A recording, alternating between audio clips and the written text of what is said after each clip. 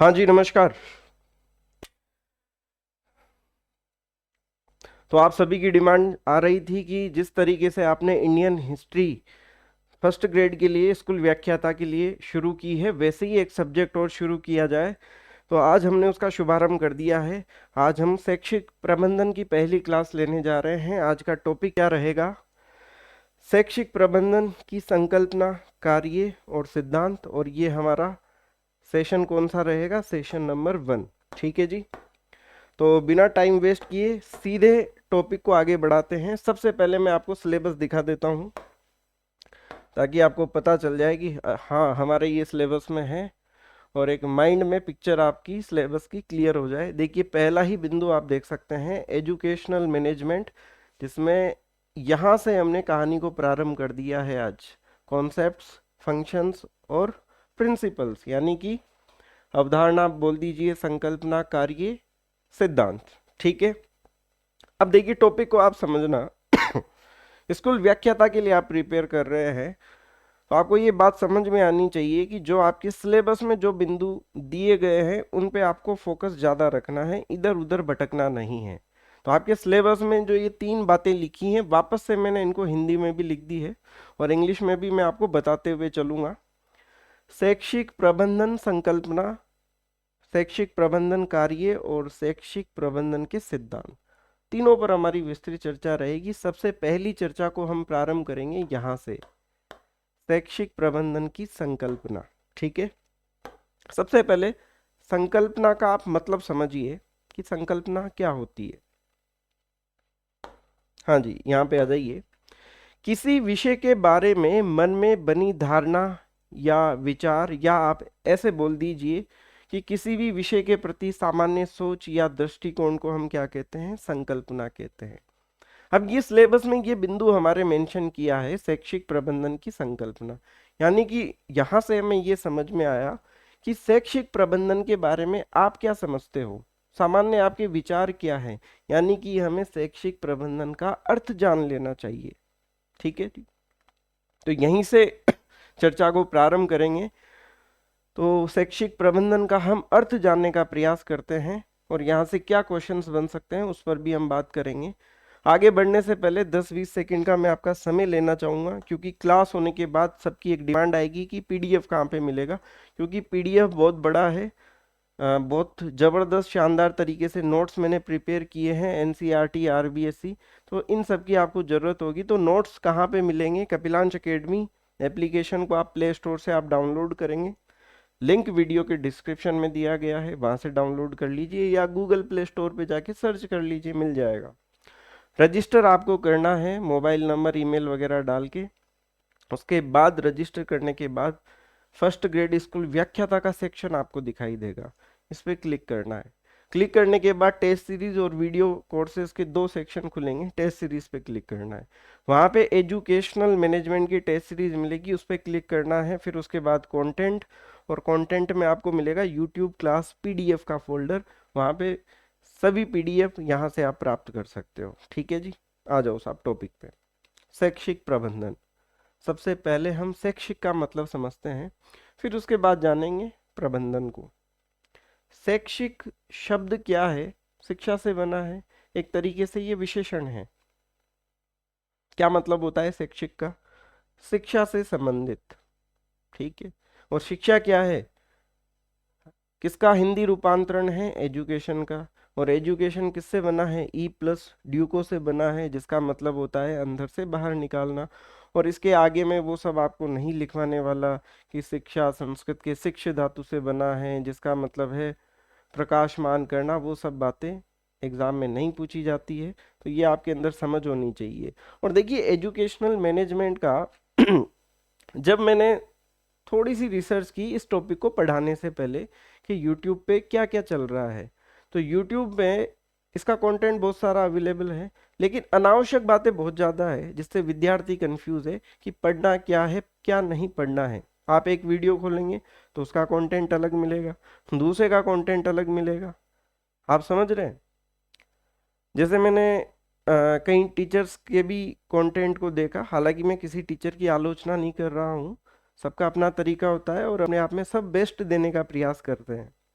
अब उसमें प्रबंधन की परिभाषाएं आपको पढ़ाई जा रही है, शैक्षिक प्रशासन के बारे में राइटर्स की परिभाषाएं आपको बताई जा रही है। अब उनका मतलब नहीं है, 5 से 6 क्वेश्चन परीक्षा में आपके आएंगे, चुनिंदा टॉपिक आपको दिए गए हैं, तो उन पे आपको फोकस करना है और एक समझ दिमाग में विकसित करनी है कि क्वेश्चन क्या बन सकता है, क्योंकि दिमाग की भी क्षमता क्या है, लिमिटेड है।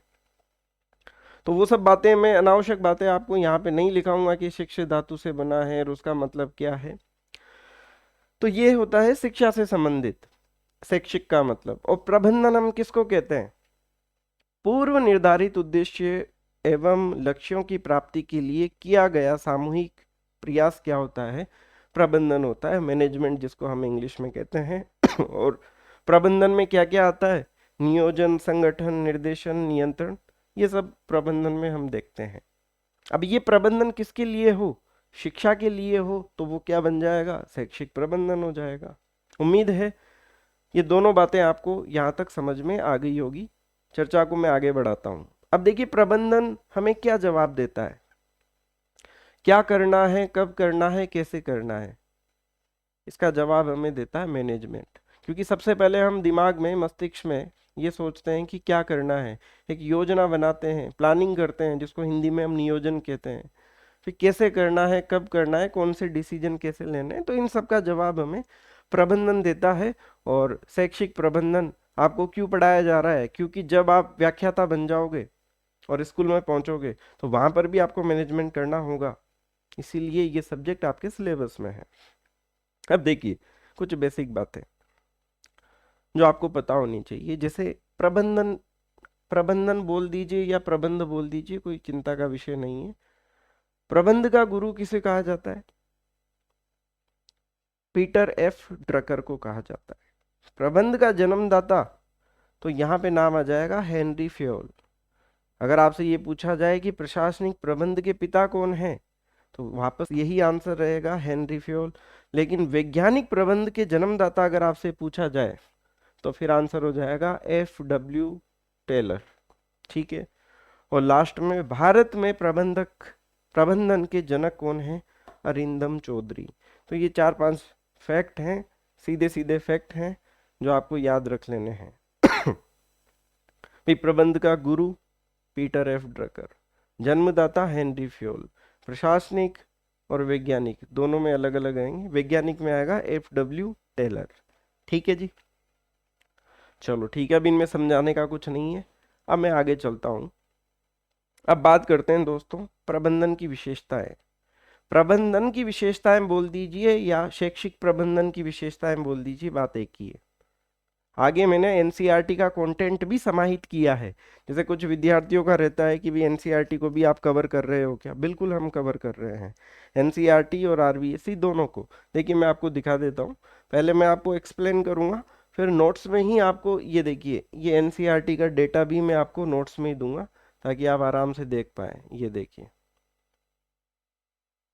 अब दिखाई दे रहा होगा। तो ये सब आपको एनसीईआरटी का कंटेंट भी मैंने पीडीएफ में अटैच कर दिया है, हालांकि इन सबको मैं अपने नोट्स में ही कवर कर लूंगा। अब समझने का प्रयास करते हैं कि शैक्षिक प्रबंधन की क्या विशेषताएं हैं, क्यों पढ़ना जरूरी है, क्योंकि क्वेश्चन आते हैं यहाँ से। ये एक डेमो के लिए आप देख लीजिए, स्कूल व्याख्याता संस्कृत शिक्षा 2020, और यही क्वेश्चन 2021 में भी रिपीट हुआ था। निम्नलिखित में से कौन सी एक प्रबंधन की प्रकृति नहीं है? प्रकृति बोल दो, विशेषताएं बोल दो, लक्षण बोल दो, बात एक ही है। तो क्वेश्चन आ रहे हैं यहाँ से, तो इसलिए हम क्या पढ़ेंगे? प्रबंधन की विशेषताओं को कवर करेंगे। पहला पॉइंट, शैक्षिक प्रबंधन क्या है? एक गत्यात्मक प्रक्रिया है। अब ये गत्यात्मक प्रक्रिया क्या होती है, इसका मीनिंग आपको पता होना चाहिए, क्योंकि कंफ्यूजन जो होगा विद्यार्थियों को वो लैंग्वेज का होगा एग्जाम में। अगर यहाँ से क्वेश्चन बनेगा ना तो अच्छे शब्दों का वो प्रयोग करेगा, आसान शब्दों को आप इजीली पकड़ लोगे। अब जैसे गत्यात्मक प्रक्रिया क्या है, अब ये गत्यात्मक शब्द का मीनिंग आपको पता होना चाहिए कि डायनेमिक प्रोसेस क्या होती है। शैक्षिक प्रबंध एक गत्यात्मक प्रक्रिया है क्योंकि यह समय, परिस्थितियों और वातावरण के अनुसार ढलती एवं बदलती रहती है, मतलब चेंज होती रहती है। ये गत्यात्मक प्रक्रिया। ठीक है। जैसे एक एग्जाम्पल के लिए मैं समझा देता हूँ आपको। जैसे एग्जाम हॉल में जब आप बैठते हो तो आपकी स्पीड स्टार्टिंग में स्लो रहती है, और जब लास्ट के 10-15 मिनट बचते हैं तब वहाँ पे आपकी स्ट्रेटजी चेंज हो जाती है। फिर तो भाई जैसे चल रहा है चलने दो, और स्टार्टिंग में बढ़िया जमा जमा के सुंदर एक एक चंद्र बिंदु का भी आप ध्यान रखते हो। गत्यात्मक प्रक्रिया समय के अनुसार बदलती रहती है। दूसरा पॉइंट है दोस्तों अनवरत प्रक्रिया, यानी कि कंटिन्यूअस प्रोसेस। यह एक ऐसी प्रक्रिया है जो अनवरत रूप से चलती रहती है। पूर्व निर्धारित शैक्षणिक उद्देश्यों की प्राप्ति के बाद भी ये प्रक्रिया चलती रहती है। ज़्यादा समझाने का इनमें कुछ है नहीं, तो मैं ज़्यादा इनमें टाइम वेस्ट नहीं करूंगा। जहाँ पे समझाने की बात आएगी वहाँ पर हम शानदार तरीके से समझेंगे। संगठित प्रक्रिया भी सामूहिक प्रक्रिया है, मिलजुल के करना पड़ेगा। उद्देश्यों की विद्यमानता, यानी कि भी हम किसी भी कार्य का प्रबंध करते हैं तो हमारे पूर्व निर्धारित उद्देश्य होते हैं। ठीक है। अब जैसे आप तैयारी क्यों कर रहे हो, भाई आपको सिलेक्शन लेना है, पैसा कमाना है, इज्जत भी कमानी है, सुंदर सी दुल्हन भी आपको चाहिए, आपका एक अच्छा घर भी होना चाहिए सिटी में। तो ये आपके उद्देश्य हैं तैयारी करने के पीछे, है ना। संसाधनों के बीच में संबंध स्थापित करता है शैक्षिक प्रबंधन। भौतिक और मानवीय संसाधनों के बीच में संबंध स्थापित करता है। तो उम्मीद है ये 5 विशेषताओं के बिंदु आप लोगों को समझ में आ गए होंगे। तो फिर मैं आगे बढ़ता हूं। ठीक है। उसके बाद देखिए 6 नंबर पे सामाजिक प्रक्रिया। क्या शैक्षिक प्रबंधन सामाजिक प्रक्रिया है? कैसे है? क्योंकि इसमें मानवीय संसाधन की विशिष्ट भूमिका होती है, ये बात हम जानते हैं। प्रबंधक मानवीय संसाधनों को वांछित परिणामों की प्राप्ति की दिशा में क्रियाशील बनाता है। ठीक है जी। ये इसलिए क्या है, सामाजिक प्रक्रिया है। सार्वभौमिक प्रक्रिया शैक्षिक प्रबंधन की प्रक्रिया के तत्व, नियोजन, संगठन, नियुक्तिकरण, निर्देशन, नियंत्रण, ये सभी किसी भी देश व संस्कृति की शैक्षणिक संस्थाओं में देखे जा सकते हैं। भी सब जगह लगता है सार्वभौमिक है, यूनिवर्सल है। अंतर विषयक उपागम, इसका मतलब क्या है? यद्यपि शैक्षिक प्रबंध ज्ञान की नवीन शाखा के रूप में अपना अस्तित्व बनाने हेतु प्रयासरत है, परंतु इसके सिद्धांत और अवधारणाएं व्यवसायिक प्रबंध और मनोविज्ञान से ग्रहण किए गए हैं। तो ये है अंतर विषयक उपागम। और एक है दोस्तों अधिकार सत्ता, ऑथोरिटी। प्रबंध एक अधिकार सत्ता की प्रणाली है। प्रबंधक ही किसी शैक्षणिक संस्था में कार्य निष्पादन हेतु आदेश निर्देश देते हैं, नियम विनियम बनाते हैं तथा कार्य प्रगति का मूल्यांकन करते हैं। तो ये है अधिकार सत्ता। तो ये थी दोस्तों प्रबंधन की विशेषताएं। और एक ये है अदृश्य कौशल। कुछ विद्वानों ने इसके स्वरूप को अमूर्त और अदृश्य बताया है। उनका मत है कि किसी संगठन में प्रबंध की जानकारी उसके द्वारा प्राप्त किए गए परिणामों से ही होती है। ये दिखती नहीं है लेकिन आपको महसूस हो जाएगी। जैसे आपके घर में शादी होती है तो आप अलर्ट रहते हो ना कि भाई खाना वाना सही चल रहा है, बैंड बाजे वाले बैंड बजा रहे हैं, लाइट वाला आ गया क्या। और कुछ भी मिस मैनेज होता है तो आप क्या कहते हो, अरे यार मैनेजमेंट ठीक नहीं है। समझ रहे हैं आप सभी? दिखता नहीं है ये लेकिन फील करा देता है। सांयोगिक प्रकृति शैक्षणिक वातावरण सदैव ही बाह्य वातावरण से प्रभावित होता है। यही कारण है कि शैक्षिक प्रबंधन की विधियां, तकनीक, सिद्धांत ये तीनों ही परिस्थितियों और वातावरण के अनुसार परिवर्तित होते रहते हैं। तो ये थी दोस्तों प्रबंधन की विशेषताएं। अब ये क्वेश्चन आप देखिए जो कि स्कूल व्याख्याता में पूछा गया है कि कौन सी एक प्रबंधन की प्रकृति नहीं है। क्या प्रबंधन एक कला है? ये पॉइंट छूट गया क्या हमारा? हाँ, ये तो हमने मेंशन किया ही नहीं। यहाँ पे मैं लिख देता हूँ 12 नंबर पे। प्रबंध क्या है? कला एवं विज्ञान दोनों है। ठीक है, तो ये बात भी आप ध्यान में रखें। भी प्रबंध क्या है? कला है। और प्रबंध क्या है? विज्ञान है। यानी कि दोनों है। कला क्या, जिसको हम इंग्लिश में आर्ट बोलते हैं, कला क्या, कार्य करने का तरीका। और विज्ञान क्या है? नियम, व्यवस्थित नियमों का समूह, क्रमबद्धता, उसको हम विज्ञान कहते हैं। तो आपको नहीं लगता कि प्रबंध मैनेजमेंट भी एक कला है? ठीक है, तो जानते हैं हम, आसान भाषा में पढ़ते भी आए हैं बचपन से, कला एवं विज्ञान दोनों है। तो ये भी आप ध्यान में रखें। अब देखिए, क्या प्रबंधन एक कला है? बिल्कुल है सर। प्रबंध एक भौतिक विज्ञान है क्या? प्रबंधन एक सामाजिक जिम्मेदारी है? प्रबंध एक सार्वभौमिक प्रक्रिया है? तो क्या आंसर आता है, क्या प्रबंधन एक भौतिक विज्ञान है? तो ये हमारा सही आंसर हो जाएगा, ये विशेषता नहीं है। तो ये थी दोस्तों प्रबंधन की विशेषताएं। बाकी अगर आपका मन है कि भी अब हम एनसीईआरटी से भी पढ़ें, तो ये प्रबंध की विशेषताएं, ये सब कुछ मैंने ऑलरेडी अपने नोट्स में ले लिया है। बाकी आप में से कई विद्यार्थियों का मन होगा कि हम एनसीईआरटी को भी कवर करें, तो ये एनसीईआरटी के 3-4 पेज मैंने नोट्स में इंक्लूड कर दिए हैं, आपको मिल जाएंगे। इनको हम दोबारा रिपीट नहीं करेंगे क्योंकि हमने पढ़ लिया है इनको। अच्छा जी, अब आगे बढ़ता हूँ मैं। शैक्षिक प्रबंधन हम पढ़ रहे हैं। शैक्षिक प्रबंधन का हमने अर्थ समझा, फिर उसकी विशेषताओं को हमने समझा। अब हम पढ़ेंगे दोस्तों शैक्षिक प्रबंध के तत्व। ये देखिए डायग्राम से आप समझिए। शैक्षिक प्रबंध के तत्व में पहला है दोस्तों भौतिक तत्वों का प्रबंध। अब भौतिक तत्व कौन से होते हैं?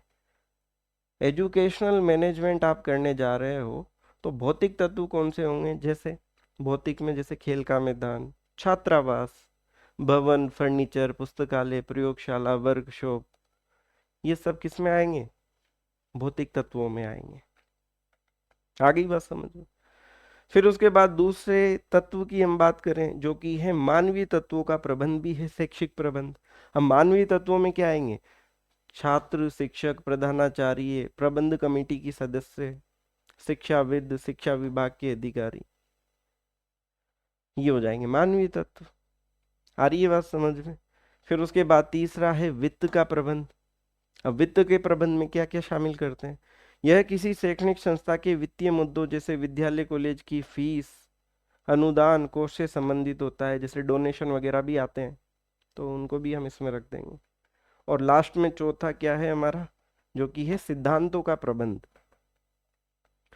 ये रहे सैद्धांतिक। शैक्षणिक संस्था को चलाने हेतु अन्य तत्व जैसे समय सारणी, अनुशासन, पाठ्य सहगामी क्रियाएं, नियम, सिद्धांत आदि इसके अंतर्गत आते हैं। जैसे अब जब आप टीचर बनोगे तो मोबाइल आपको ऑफिस में रख के जाना पड़ेगा, तो ये क्या है? यही तो है सिद्धांतों का प्रबंध। क्योंकि टीचर क्लास में फिर मोबाइल चलाते हैं, रील्स देखते हैं। तो ये शैक्षिक प्रबंध इस प्रकार से इन 4 तत्वों पर निर्भर करता है।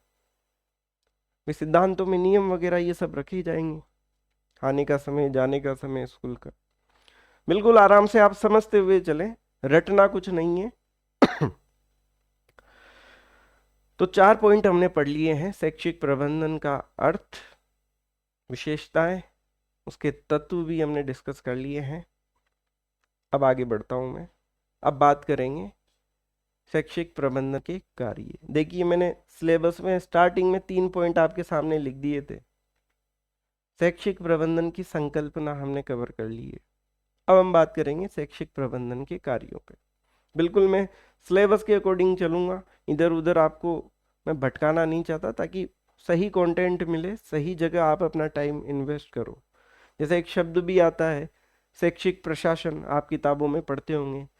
तो सिंपल सी बात आप ध्यान रखें कि भी शैक्षिक प्रबंधन का क्षेत्र छोटा है, शैक्षिक प्रशासन का क्षेत्र बड़ा है।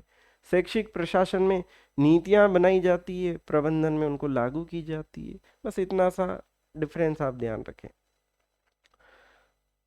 तो कार्यों पे अब हम चर्चा करते हैं, शैक्षिक प्रबंधन के कार्य। ये लीजिए साहब, आराम से आप डायग्राम को देख लीजिए। अब प्रबंधन के कार्य कौन कौन से होंगे? देखिए सबसे पहले होता है नियोजन, प्लानिंग बनती है।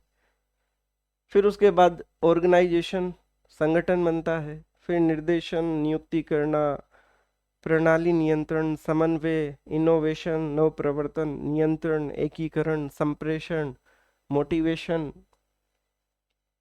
सबसे लास्ट में होता है नियंत्रण। दोस्तों ध्यान रखना, प्रबंधन का जो प्राथमिक कार्य है, सबसे पहला कार्य होता है नियोजन, और सबसे लास्ट में जो किया जाता है वो किया जाता है नियंत्रण। ये सब मैं आगे लिखाऊंगा आपको, चिंता मत करिए, आप एक एक बात आपको नोट्स में मिलेगी। फिलहाल आप सुनने पे ध्यान दें, समझने पे ध्यान दें। तो ये सब हैं दोस्तों प्रबंधन के कार्य। अब मेरे ख्याल से अब इनको एक्सप्लेन करने की मुझे आवश्यकता नहीं है। अभी नियोजन में क्या होगा, हम किसी भी कार्य की रूपरेखा बनाएंगे, भविष्य को देखते हुए आज ही उसकी योजना तैयार करेंगे। ठीक है। संगठन में क्या होगा, कर्मचारियों को कार्यों का डिवाइडेशन करेंगे, विभाजन करेंगे। निर्देश में हम निर्देश देंगे कि भी तुम ये कार्य करो। नियुक्ति, हम यहाँ पे कर्मचारियों की नियुक्ति करेंगे। तो ये सब बातें कॉमन सेंस वाली बातें हैं। समन्वय क्या है, कोऑर्डिनेशन स्थापित करेंगे, भी किसी को मैसेज कब देना है, किसे देना है, ताकि कार्य निर्बाध तरीके से हो सके, जल्दी हो सके। तो कोऑर्डिनेशन होना चाहिए। हम दैनिक जीवन में बोलचाल में इन शब्दों का हम प्रयोग करते हैं। तो ये सब हो गए प्रबंधन के कार्य। अब देखिए मुद्दे पे मैं आता हूँ। ये सब बातें आप जानते हैं, जो नहीं जानते मैं वो बताना चाहता हूँ, और वहीं पे मैं आपका टाइम लूंगा। एग्जाम में आपने देखा होगा 2 के ऊपर क्वेश्चन बहुत ज्यादा आता है, हेनरी फ्योल और एक आता है लूथर गुलिक, है ना। हेनरी फ्योल में तो क्या आता है, PO CCC, और लूथर गुलिक में क्या आता है, पोस्ट कॉर्प। यहां पे लिख देता हूं मैं, ठीक है, यही आता है जी। अब मैं एक आपको और देना चाहूंगा कि देखिए अभी तक जितने भी पेपर हुए हैं राजस्थान में स्कूल व्याख्याता के, इन 2 से ही प्रश्न उठे हैं प्रबंध के कार्यों को लेकर। हेडिंग आपने शायद पढ़ लिया होगा, प्रबंध कार्य विद्वानों के अभिमत के अनुसार, कि विद्वानों ने क्या क्या प्रबंध के कार्य बताए हैं। जैसे पोस्ट कोप का कॉमन है, लूथर गुलिक ने दिया है। ये सब आपने रट रखे हैं दोनों, और ज्यादातर यही पूछे जाते हैं, हेनरी फ्योल और लूथर गुलिक। लेकिन मैं इस बार आपको ये भी याद करने के लिए कहूंगा कि ये भी आप याद करके जाएं। इस पिक का मैं सोर्स भी आपको बता देता हूँ। ये डेटा मैंने कहाँ से लिया है, RVSC की बुक से लिया है। तो 2 तो इम्पोर्टेंट है ही, लेकिन इसको और याद करके जाए, क्योंकि जो कभी नहीं हुआ वो कभी ना कभी तो होता ही है। बाकी इनको आप छोड़ दें, डेविस, ब्रेक और ये उर्विक, इनको छोड़ दें आप। ये 3 जरूर ध्यान रखें। सिंपल है, इसमें केवल एक ही चीज अलग है, वो है दोस्तों निर्देशन।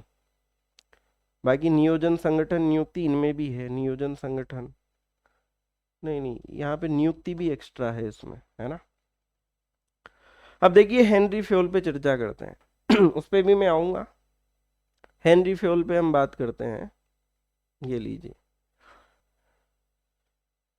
तो हेनरी फ्योल ने प्रबंध के ये 5 कार्य बताए हैं, और इसको हम ये PO CCC फॉर्मूला बोल देते हैं, जहाँ पे P का मतलब क्या होता है, प्लानिंग होता है।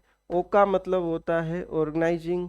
C का मतलब क्या होता है, कमांडिंग। और नेक्स्ट C का मतलब होता है कोऑर्डिनेशन, और लास्ट वाले C का मतलब होता है कंट्रोलिंग। अब आप ध्यान में क्या रखना है आपको, ये 3 C लगातार आते हैं। पहले C का मतलब क्या है, दूसरे का क्या है, और तीसरे का क्या है। क्या बात समझ में आ रही है मेरी। पहले में कमांडिंग रहेगा, दूसरे में कोऑर्डिनेशन रहेगा, और कंट्रोलिंग भी। कंट्रोल तो हम सबसे लास्ट में करेंगे ना, तो लास्ट वाला C तो कंट्रोल ही रहेगा। और पहले हम निर्देश देंगे, उसके बाद ही तो कोऑर्डिनेट करेंगे। कॉमन सेंस वाली बात है। लेकिन आप अगर इनको रट के जाओगे तो कंफ्यूज हो सकते हो। पहले आप कॉमन सेंस लगाइए, वे नियंत्रण आप कब करोगे, लास्ट में करोगे। समन्वय कब करोगे, जब पहले निर्देश दोगे।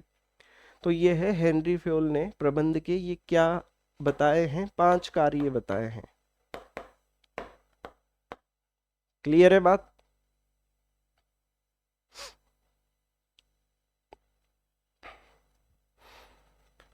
अब आ जाइए लूथर गुलिक पे चलते हैं। ये लो साहब लूथर गुलिक।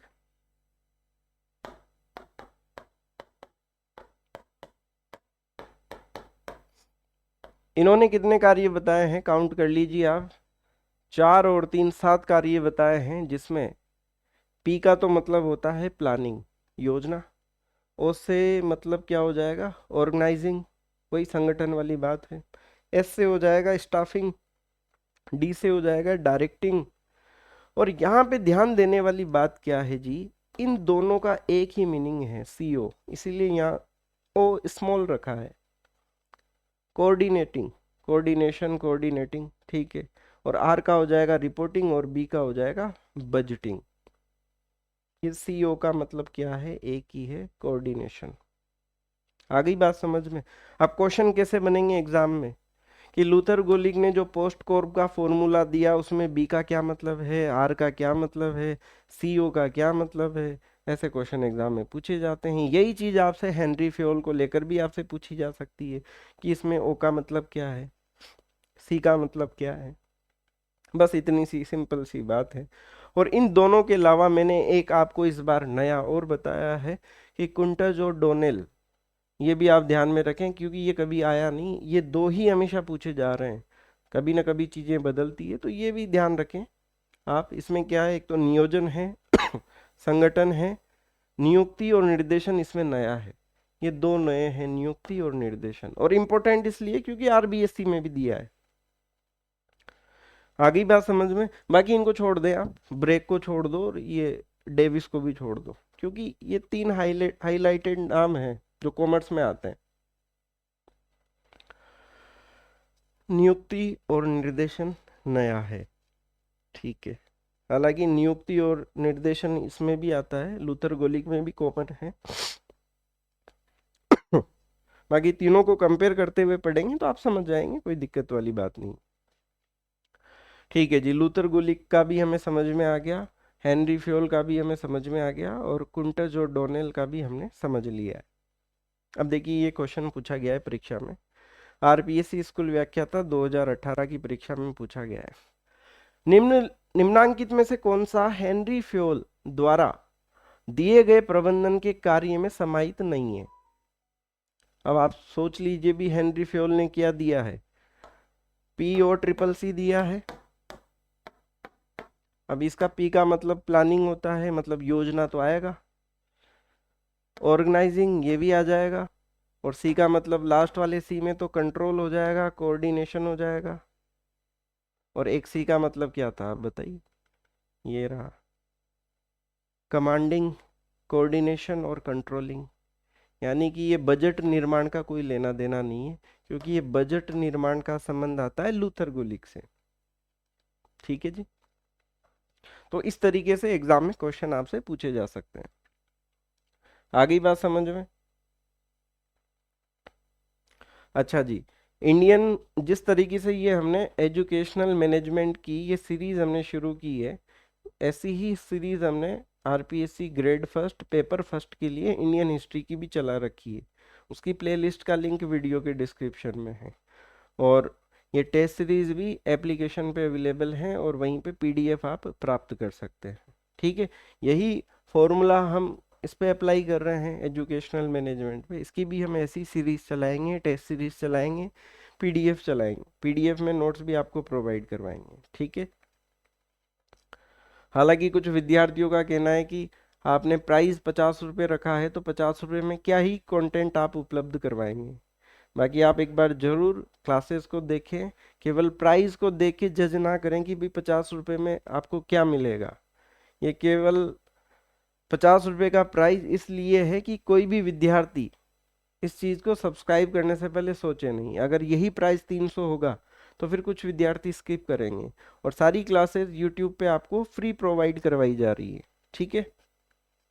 तो केवल पैसों से आप कंपेयर ना करें, और अगर आपको पैसे कम लगेंगे तो इनका भी प्राइस बढ़ा देंगे आने वाले समय में, ठीक है।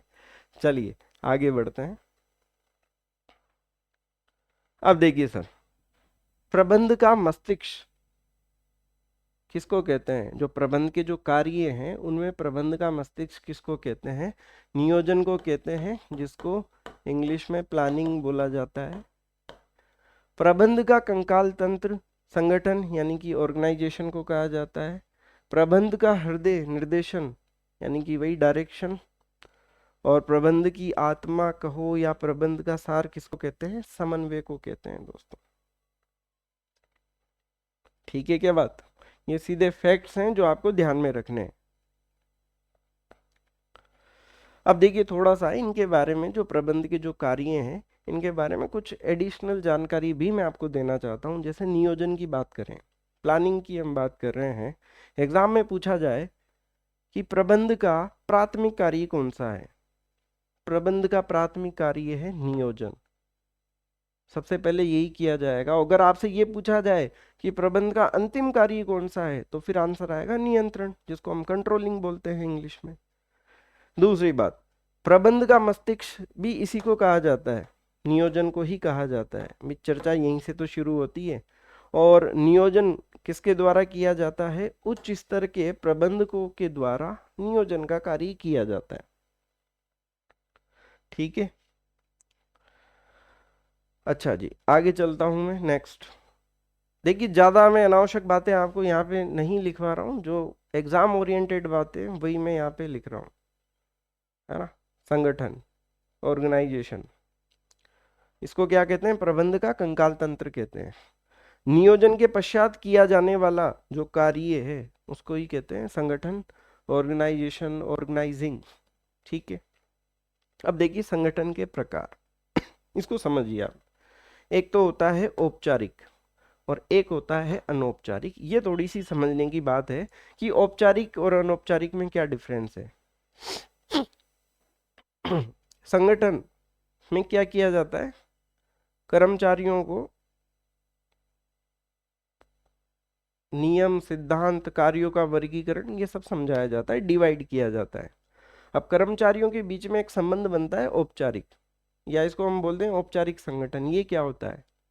ये होता है जानबूझकर, और जबकि ये होता है अनौपचारिक, ये होता है, इसका निर्माण होता है स्वतः। फॉर एग्जाम्पल, इसको ऐसे समझिए आप, जब आपकी जॉब लग जाएगी और आप नौकरी को ज्वाइन करने पहुंचेंगे, तो वहां पर आपको आपको क्या कार्य करने हैं वो आपको बताए जाएंगे।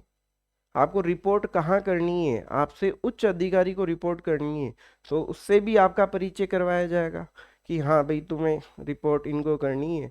और परिचय करवाया जाएगा कि ये गुप्ता जी हैं, डीओ साहब हैं, आपको रिपोर्ट इनको करनी है। उनका भी आपसे परिचय करवा दिया जाएगा। तो यहाँ पे जो ये जो संबंध हो रहा है, ये हो रहा है जानबूझकर। ठीक है, अब आ जाओ अनौपचारिक पे। इसी सिचुएशन को ले लीजिए आप। अब आप व्याख्याता बन गए, स्कूल में पहुंच गए।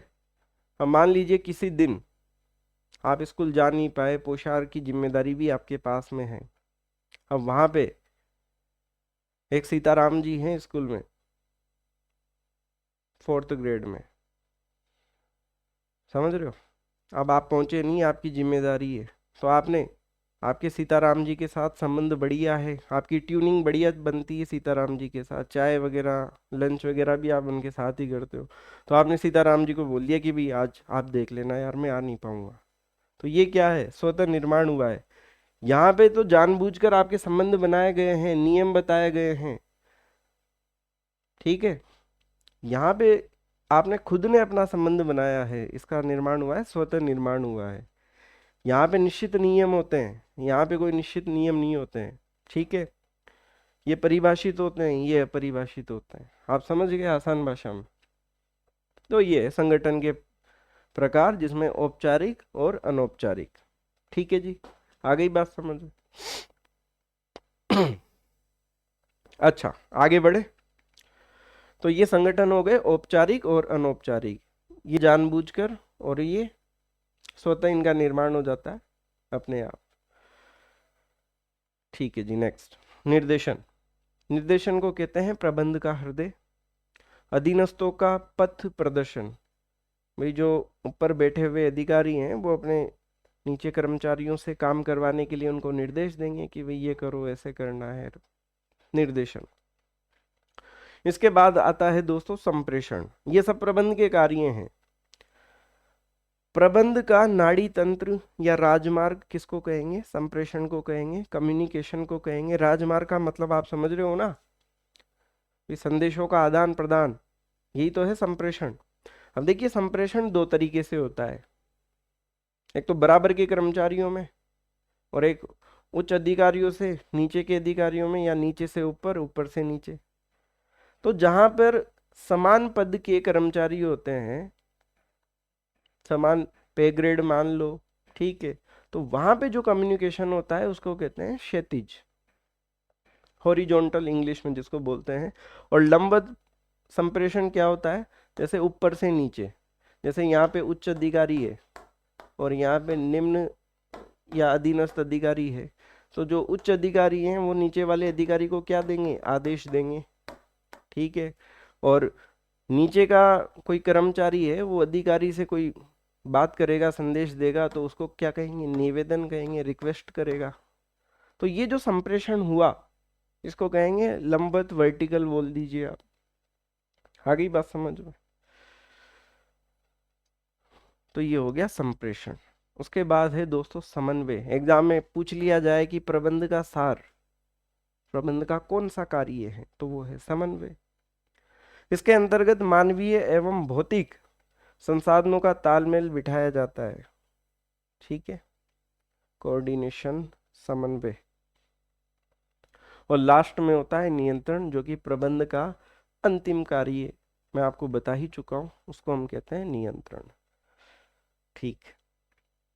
अब कुछ कॉमन सेंस वाली बातें, जैसे शैक्षिक प्रबंधन की आवश्यकता और महत्व की अगर हम बात करें कि भी इसकी आवश्यकता क्यों है, महत्व क्यों है, अब इनमें रटना कुछ नहीं, कॉमन सेंस वाली बातें हैं। शैक्षिक संस्था अपना संगठन को सुदृढ़ बनाने के लिए, संस्था के हितों के अनुरूप मानवीय भौतिक संसाधनों की व्यवस्था करने के लिए, कार्यों को आगे बढ़ाने के लिए, आप समझ रहे हो, कॉमन सेंस वाली बातें हैं।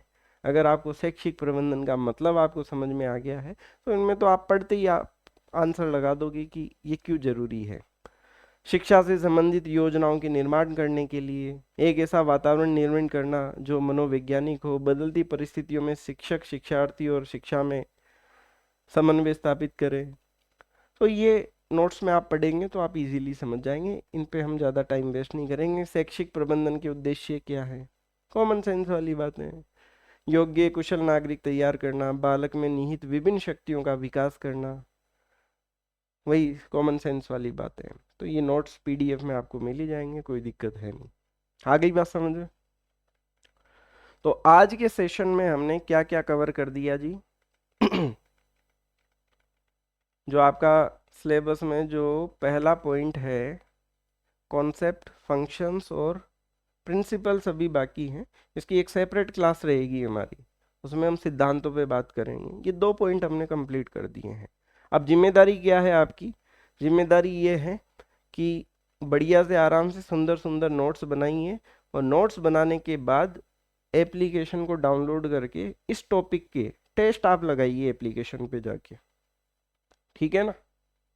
वहाँ पे 3 से 4 टेस्ट मैंने अपलोड कर दिए हैं, जिनमें जो टॉपिक आपको पढ़ा है उनके क्वेश्चन आपको मिलेंगे। साथ में आप प्रैक्टिस करते जाइए, रिजल्ट आपको पॉजिटिव ही मिलेगा अगर आप कंसिस्टेंसी के साथ कार्य करेंगे तो, ठीक है। इसके अलावा फर्स्ट ग्रेड में हमने इंडियन हिस्ट्री की 10 क्लासें यूट्यूब पे अपलोड कर दी है, उनको भी आप देखिए, फ्री है, कोई दिक्कत नहीं है। और मैनेजमेंट भी हमने शुरू कर दिया है। तो आज की क्लास आपको कैसी लगी कमेंट सेक्शन में आप ज़रूर बताएं। तो फिर मिलते हैं नेक्स्ट सेशन में, जिसमें हम प्रबंध के सिद्धांतों को कवर करेंगे। धन्यवाद।